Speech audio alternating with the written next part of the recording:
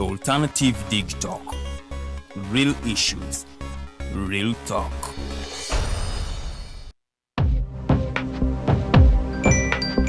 What at the church, though? Tawali man, what's up? Man, can you imagine people just dump everywhere? Someone drinks water and throws the bottle wherever. Come on, Rogers. What else do you expect people to do with an empty bottle? Simanya now, recorder. Do you know that plastics take at least 450 years to decompose? What? That's a long time. Exactly. Because plastics are made out of a lightweight and flexible material that doesn't decompose easily. And plastics everywhere in the environment cause plastic pollution. What is plastic pollution now? It is the accumulation of plastic waste in the environment, like bottles, polythene bags, straws. All of these contribute to plastic pollution. I have been using them without knowing their effect. Yeah, a lot of people have. Plastics are a danger to the ecosystem, both on land and in water. So how can we overcome this problem? Is there something we can do? Oh yes, we can reduce by minimizing the use of plastics, reuse by repurposing them, or recycle by collecting and processing them into new products. Everyone wants to change the world, but no one wants to change themselves for the world. How about we change our habits for the world? And it starts with me and you. This message is brought to you by Alternative Digitalk. Hi Rogers, can I ask you something? Shoot. What does corruption mean? Well, summarily, corruption is abuse of public power for personal gain or for the benefit of a group to which one owes allegiance. For example, when a public office is abused by an official accepting or soliciting a bribe. By the way, private people can be corrupt too, like bribing police officers to escape fines. Okay. So exactly how does that concern me? Well, do you pay taxes? I guess yeah. What does that have to do with this? Everything. Because those taxes you pay are supposed to facilitate services you use, like water, electricity, roads construction, medicines in hospitals, name it. Okay, that is much bigger than I thought. But it can be stopped, right? Well, yes it can, although it may not be as easy as it sounds. And here is the reason why. Corruption roots are grounded in our country's social, political, economic, bureaucratic traditions and policies. So, what has kept it going this long? I mean, why don't we stop it? Well, the main reason why it has been here for so long is because institutions are weak, either as a result of poorly defined ethical standards of public service, weak administrative and financial systems, or ineffective watchdog agencies. What can we do to stop it? At a national level, we must focus on strengthening the independence and effectiveness of public institutions that fight corruption. At a personal level, we must commit to never giving a bribe. I promise I'll never give a bribe. Well, that's a great decision you have made. Me and you now have to spread this message to all our friends. If we all do our part, corruption will be no more. This message is brought to you by Alternative Digitalk.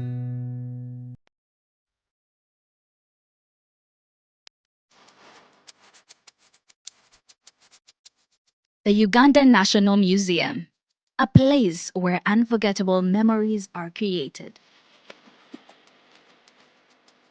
Traditions are found and a connection to our Pearl is reinforced. It is not only a testimony to the history of our nation, but also impacts knowledge of cultural and natural heritage to the present and future generations for their enjoyment. Through a variety of activities and exhibitions, we gather to discover our traditions and create new ones.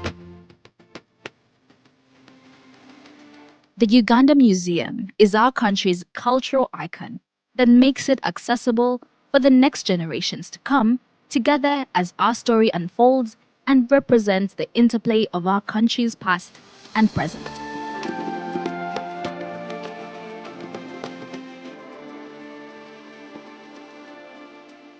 It is in our history, but also in how it has evolved to embrace optical satisfaction and new influences.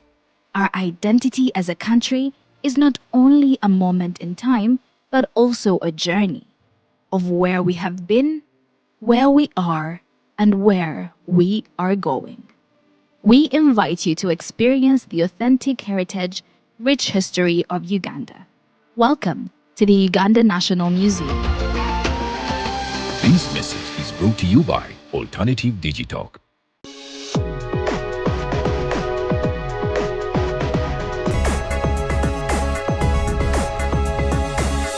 The Alternative Dig Talk.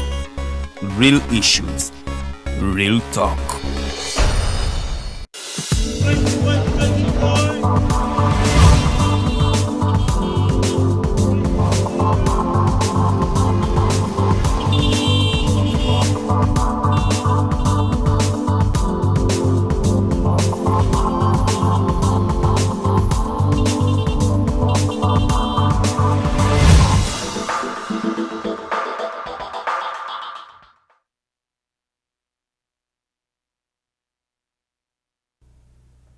Tukulikeyo mu kuwumulamuko tuba tutudde mu programu yaffe mu bujjuvu mu studios negatiddwako omukulu Maseruka Sadat okuva mu kibiina kya ANT oba kye tumanyi nga ekya Alliance for National Transformation. Tugenda kubanga twogera ngoba tutunuulira obwetegefu bw'ebibiina okubanga bitwala obuyinza naddala nti tuli mu kaseera k'okubanga tweteekerateekera okulonda kwa bonna okwa 2026. Olowooza ebibiina byeteeseteese ekimala oba byetegefu okulabanga bitwala obuyinza bwoba tomanyi ansa kati eno yesho entuufu ey'okubanga ate otuula n'okkalira sobola okumanya olowooza ekibiina kyo kiri ready tekiri ready, olowooza ekiri mu gavumenti kye kisingako biine byayo kuba ready oba nakyo tekiri ready. Akati ebyo ebibuuzo byonna tujja kubanga ate tubifunira okuddibwamu nga show yaffe bwetambula mpola mpola. Kakati kozesa comment section oteekemu ekibuuzo kyo oba endowooza y'ogwolowooza ebibiina biri ready oba nedda.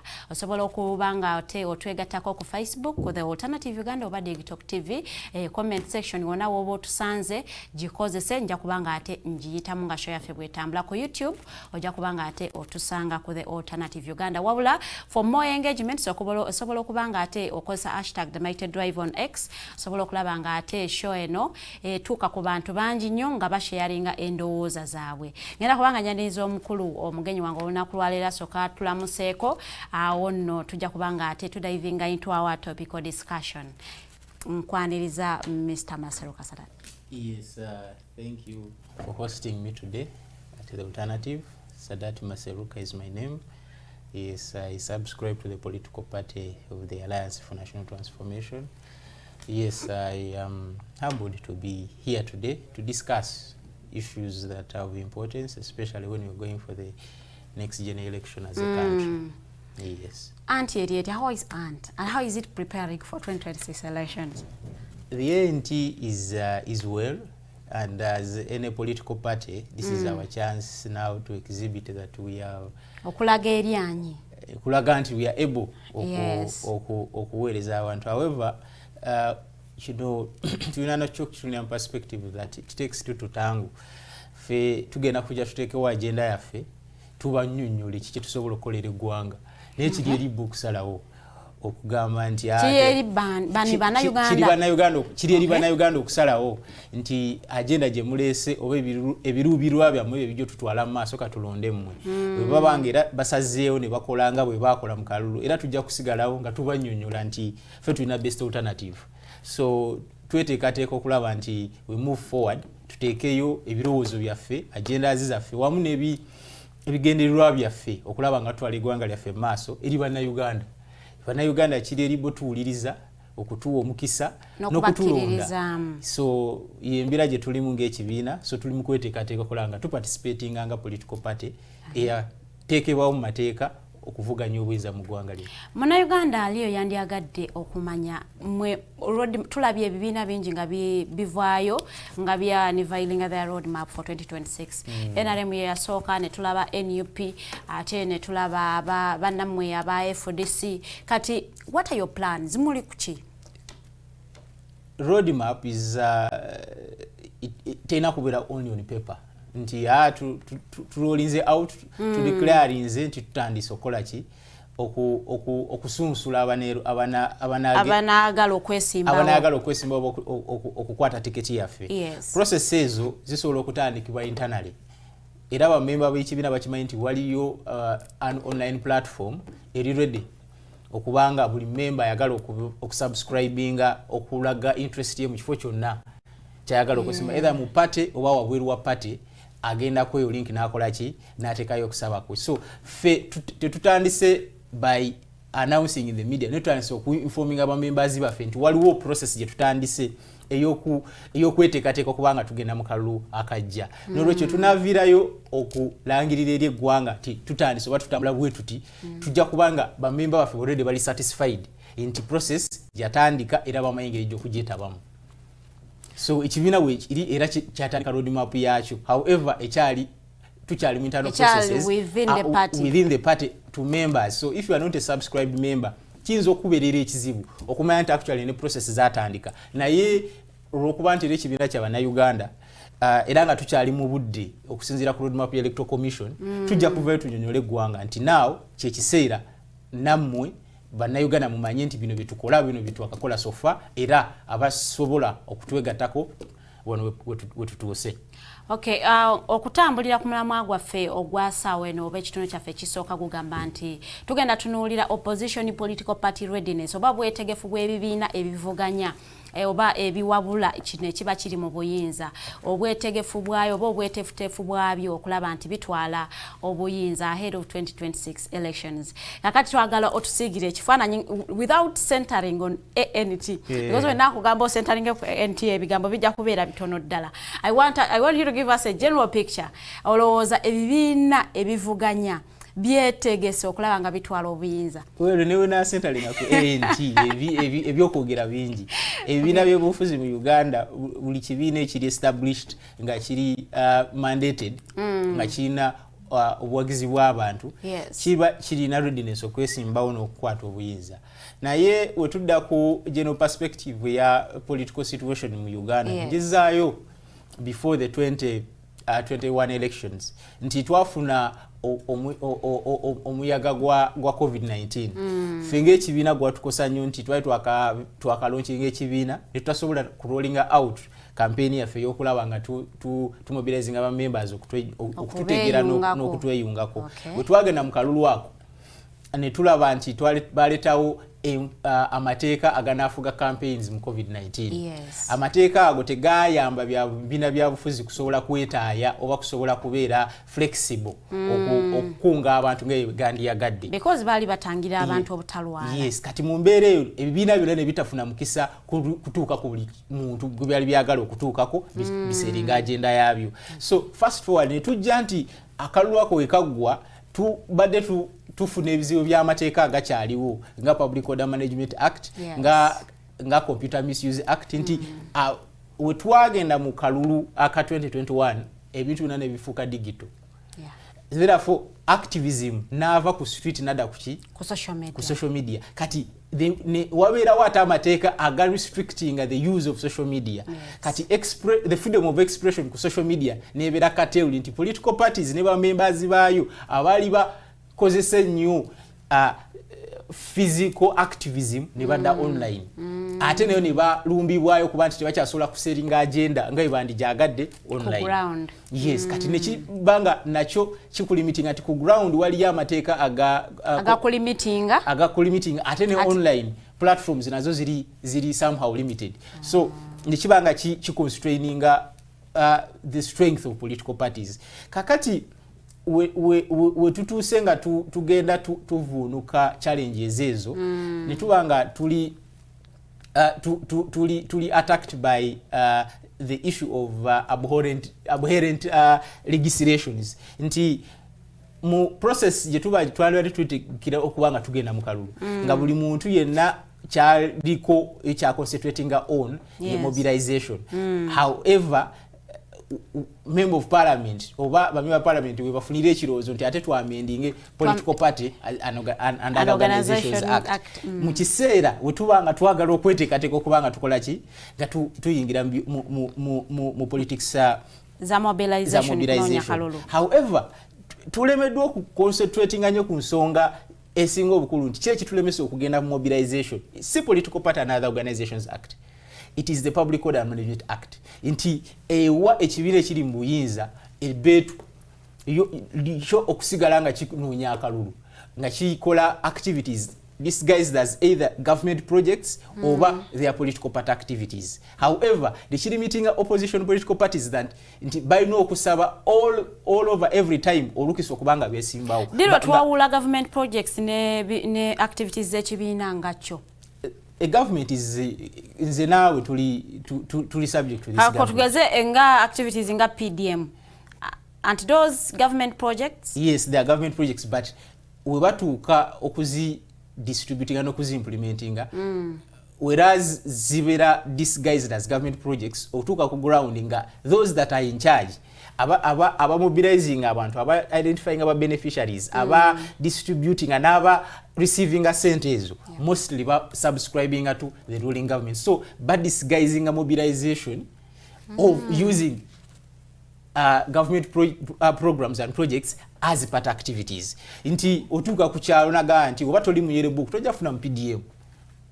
Olina kuga nti zinagenda muyere book kubanga bambuza kadi ya NRM eruwa, then ngone ekibiina kyo nga tebanafuna ki temunafuna sente za PDM nga wata bani process yokuwansa. That means wamaliro okwewandiisa okubanga ali listed kuba beneficiaries already yaita mu process okuba nti ya paying a dal agency yakakibwa okuyingira ekibiina ayinza okuba nti yakakibwa but ya seducingibwa okuyingira ekibiina ekyo olw'ensonga talina kayagala akoleki afune nerabira nti nebwa program ya ggwanga ya buli munnauganda kati ne bateekawo emera nti buli munnauganda alina kubeera waki wa NRM. Kati ate ebibiina we tubanga twagala okumobilizinga nga twagala okugenda eri abantu nga twagala okukola enkuŋŋaana nga twagala okumitinga ne ku party headquarters bajja ne baziggalawo ne basaitinga Public Order Management Act.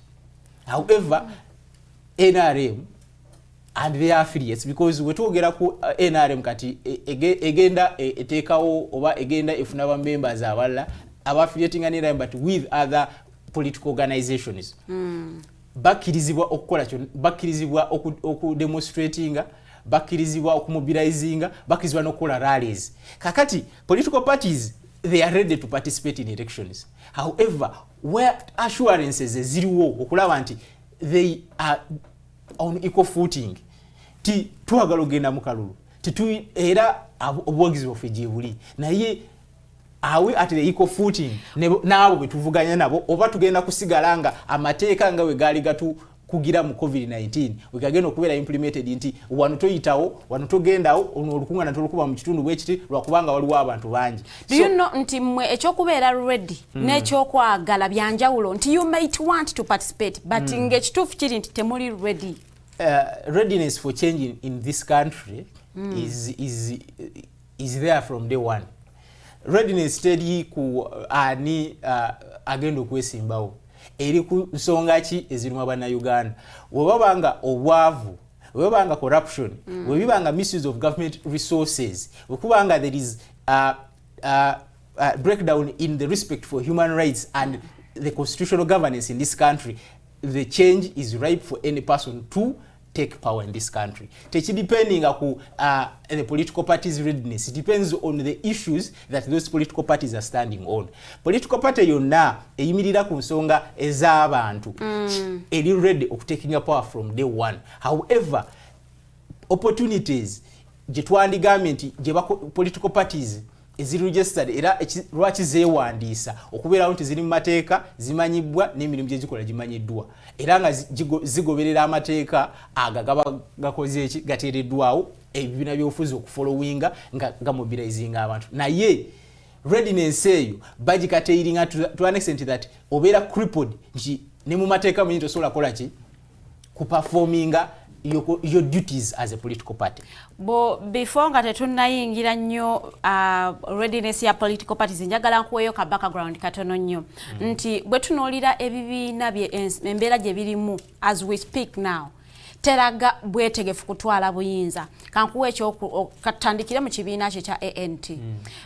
Ensonda enekusifu zigamba nti youths are suffocated in ANT. Waliwo obutakwatagana obuli mu ANT yadde nga tebivuddeyo nnyo public nenga ffe bannamawulire amawulire tugafuna.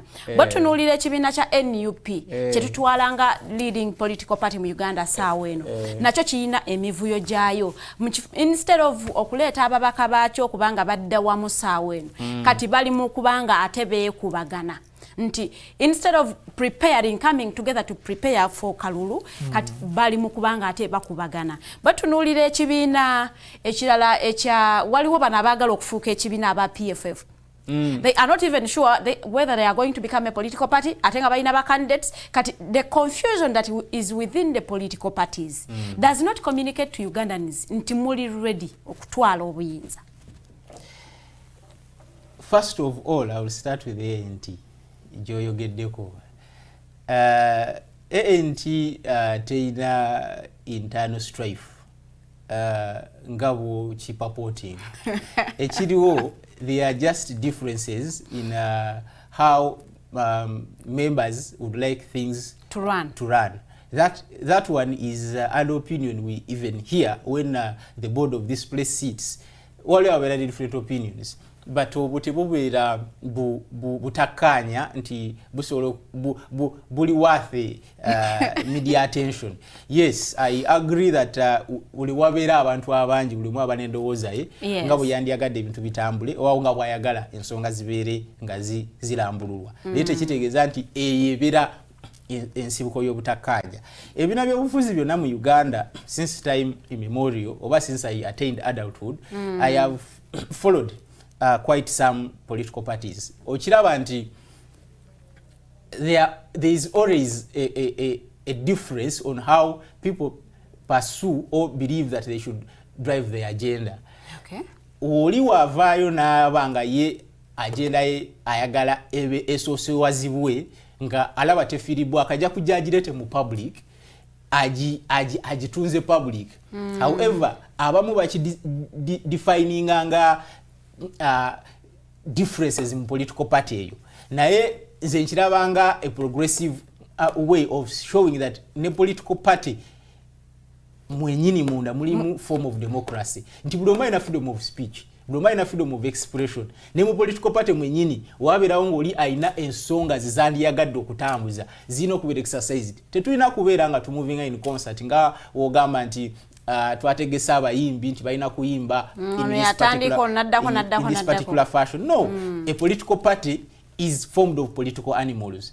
Era oli wakugamba nti waliwo political party nga bakayana, that is the purpose of being in a political party. The ideologies have to meet, clash and have the best alternative amongst all of them. We don't disagree, but when should you disagree as a political party? Is it when you are nearing an election where the citizens expect you ntikati musachimu atemwe mu kubaganira empower kwawukana? But citizens balina okukimanya nti ebyofuzi oba n'enkaayana zibaawo. Nyinza okuwaayo ekibiina ekimu wano enkaayana zatandika mu 2022 naye ziri at peak in 2024-2025 because ekibiina ekyo oba banamawulire attention ey'ebyobufuzi mugiwa kati era omuntu eyandikugaye nti nga kaluka akagwa aka 2021 nti waliwo differences, you will not give such difference attention because mulaba oba mufiiringa nti at the moment it is not about politics, we are selling a different agenda. Kati engana zino zibaamu nga zigrowing oba nga zitambula. However, zibeera over amplified during the election season. Kati tugenda mu kalulu, that's why buli kimu kikola kikaminga to make media headlines. Naye nga abantu abasinga babadde bamanyi nti waliwo buki obutakkaanya. Ate n'ekirala obutakkaanya tekitegeeza nti tusobola waliwo kitatugatta. The irreconcilable differences. The irreconcilable differences have they are in the political party, but we all reconcile that we need change in this country. How tukane tumanye tugamba nti whereas I disagree with my fellow party members, whereas nina utakanya no mu kibiina, whereas nkozeewo ekibiina ekyange, naye our agenda eriemu to create change in this country to support Ugandans to have a sustainable living. For Ugandans who are asserting nti ebibiina by'obufuzi naddala mwe abali mu kuvuganya government temuli ready, they give their own reasons. Oba bawa ensonga eziraga nti ebibiina ebyo tebiri ready. Now you who is asserting nti muli ready, can you cite for us examples eziraga signs eziraga nti ebibiina biri ready to take power? One, signs ezisooka okulaga nti ebibiina by'obufuzi mu Uganda biri ready to taking up power. The level of mobilization that is happening at the grassroots. Yes, for instance, I will give an example of a political party. Nga akalute kanaba. Yes. Tetunaba na kuteekawo chetuyita party primaries. Yes. Tetunaba na ku stating that we are choosing flag bearers. Tunaba na ku stating when the electoral commission will call for people for nominations. People are already under that political party marketing themselves on a political position. There are almost 3 or 7 candidates on that position. So the level of interest the Ugandans have and will they have to support these political parties clearly show that there is goodwill and there is readiness to create change in this country. So it is upon the political parties okweorganizing okulaba nti waberawo harnessing of this goodwill and all these people are able to fit and their aspirations political parties ezitwala forward. So wetuga nti readiness tetwogera ku the house over the executive of a political party, twogera ne ideas of political party zichenyiza zitya mindset y'abantu. Abantu bameka abagalwa abawulira nti there must be change in this country nga baagala participating in that change. Ogeno kira nti majority of the young people either online or in the villages, they have a particular ideology they are propagating that we need change. Twagala mirimu, twagala byobujanja byebirungi. Do you know some of them just say we need change, they do not even know how they can attain that change, how they can arrive at the change. But Yes, I mean, yes. they crammed the statement. That is the process. First of all, no muntu yenanga ina, for instance, ina mental illness. Asoka kukiriza nti ndikola chindi mulwadde. Then na seeking for medical treatment. Therefore, omuntu yenna bwagamba nti yes, we need change. The next process is how do we attain change? It is by joining the already established political platforms, following credible leaders, and also participating as candidates in creating that change. So the first thing, if it is achieved, nti buli omagamba twetaaga enkyukakyuka kati ekiddako tugifuna tutya, a step in the right direction. Okay. Katuddeko ku kibiina kyammwe ekya ANT, you have been building structures for the past 4 years. Yes. Do you mind okubanga you update Ugandans now? Mutuusewa. How has been the experience? Because I don't believe you are still building. First of all, okubuildinga nga political part of mobilization is a process that can go on even for 15 years. Okay, so how has been the experience? However, we at least we have feedback that at least the ANT has penetrated at least 40% of the villages in this country. We have been there.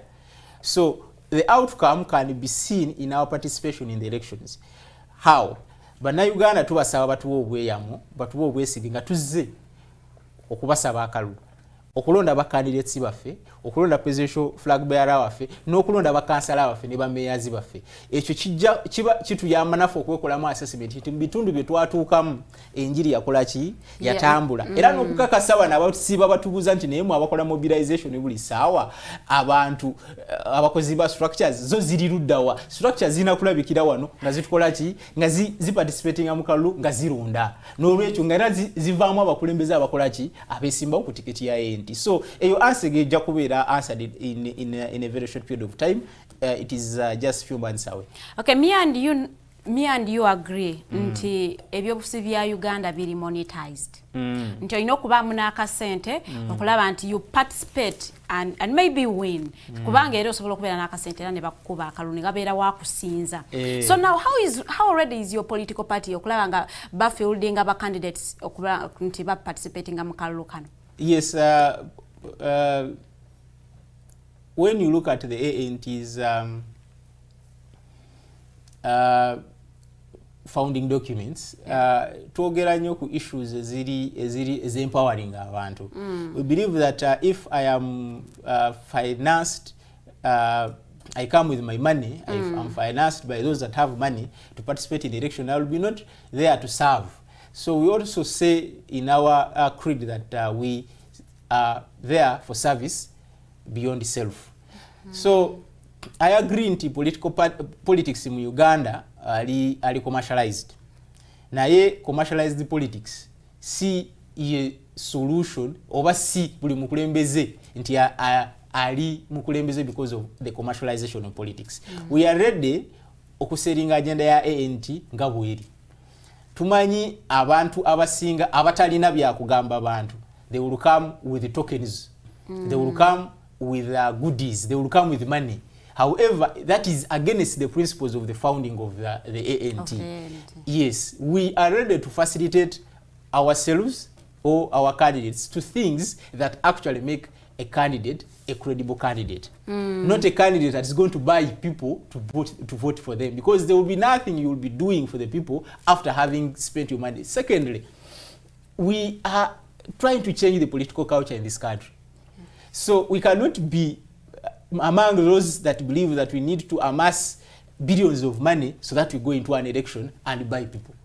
The only money that we are looking for, or the only money that we are ready to pay is that one of making our candidates reach all areas of this country to propagate the message of ANT.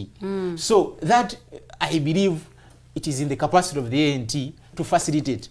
If a candidate can be nominated, the candidate has posters. The candidate can move across their constituencies and mobilize and spread the gospel of the party. Therefore, we believe that that is the only finance that is required. And secondly, to inform the people that commercialization of politics is actually one of the problems that we are having in this country.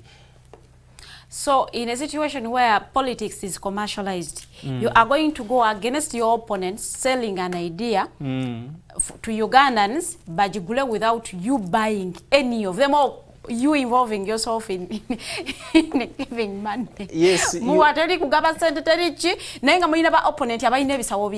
Yes, and to show that it is very possible and it has happened, people, the richest in this country, Sibeba MPs. Maybe they do not participate in the political. Many participate because of their money, but not everybody is in parliament or anywhere in positions of influence because of their money. The issue is Ugandans must go back to the norm. For us, we are ready, and we have proven that we are not going to move by the tide. Yes, many people will laugh at these declarations that yes, we are not supposed to bribe people so that they can vote for us. Yes, we are going to compete with candidates that are going to be having bags of and sacks of money. However, our philosophy and our belief is money is not the solution to elective politics. People should vote you for your credibility, your integrity, and your values. And those are the things that we shall propagate. And yes, you mean the candidates of the ANT that won in the previous election without using money. How many won? Yes, thank you so much. When you read the law, especially the amendment in the Public Order Management Amendment Bill, ojja kulaba nti their political parties zina LC5 chairpersons, zina LC3 chairpersons and councillors. However, olwokuba nti teka really structured that recognition is only given to political parties, honorable members of parliament. But look at a situation nga district enimu constituencies eziwera omukaaga nga zina MP mukaaga nga district chairperson where your district political party is recognized. So ANT ina district chairperson, ANT ina LC3 chairperson, ina a number of councillors across the country. However, the concentration of the media, and it is because of the law, abali ku parliament, so abalondebwa baletera abantu okulowooza nti entity inaba no kiri muteeka nyinza okukikkiriza nti eteeka teryalaba lakuna eyo naye kakati weeri nti tuyinza okuba nga political party because ojja kutunulira mu nsi ezimu nga waliwo political party eplayinga ku local levels nga egenda mu local councils zokka nga mu concentration yayo ewangula mu local councils kati political party yo ogenda gitreatinga otya ogenda gidisregarding nti teri national nga almost in all the local councils einamu abakulembeze.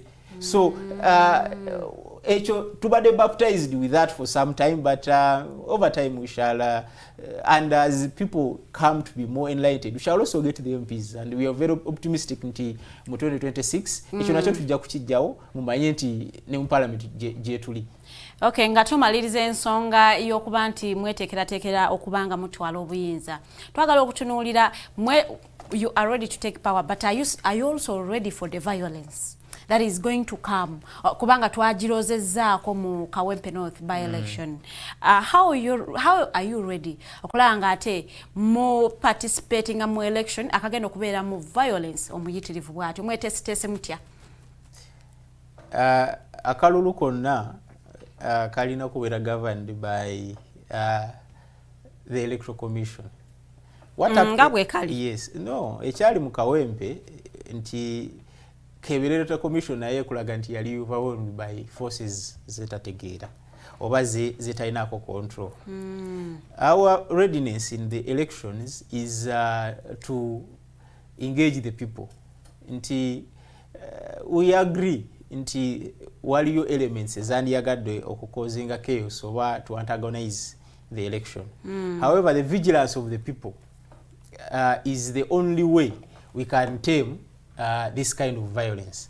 Abasinga okola violence be bavubuka ate nga bali empowered by some security agencies.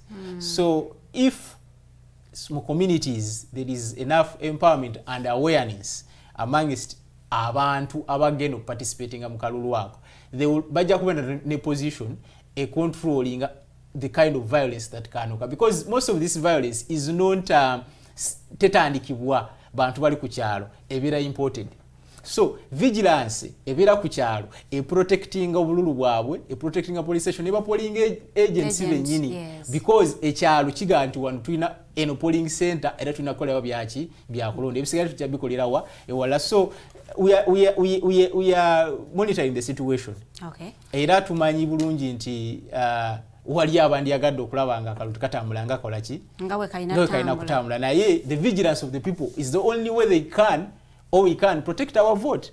Akalute kabira ko oyo golunze kabira kagwa kakoze eki alukugwa alonze.